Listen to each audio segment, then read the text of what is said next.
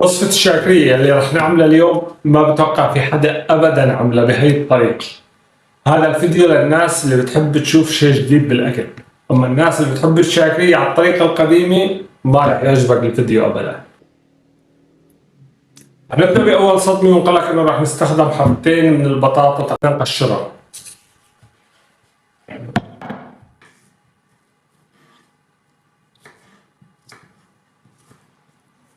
هلا بدي اخذ البطاطا، اغلي المي، وبس تغلي المي بدي انزل البطاطا فيها لحتى تستوي.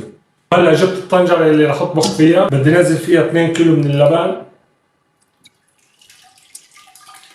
بدي احط فوقها لكل كيلو لبن ملعقتين كبار من النشا، وكمان بدي احط لكل كيلو لبن ملعقتين كبار من الطحينية. وهلا بعد ما شلنا البطاطا عن الغاز استوت، بدنا نهرسها كلها منيح. هلا انا مشان الوقت ومشان لحق الكهرباء رح نزل البطاطا فوق اللبن.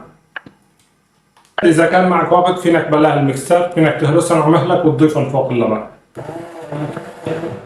وهلا بدنا ناخذها على الغاز، بدنا نضل نحرك اللبن لحتى يغلي.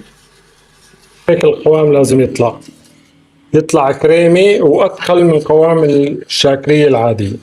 معلقتين صغار من الملح ورشة فلفل أبيض،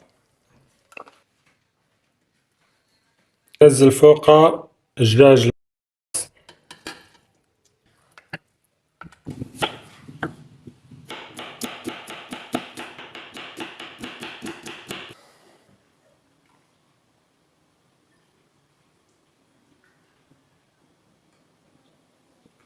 والبصل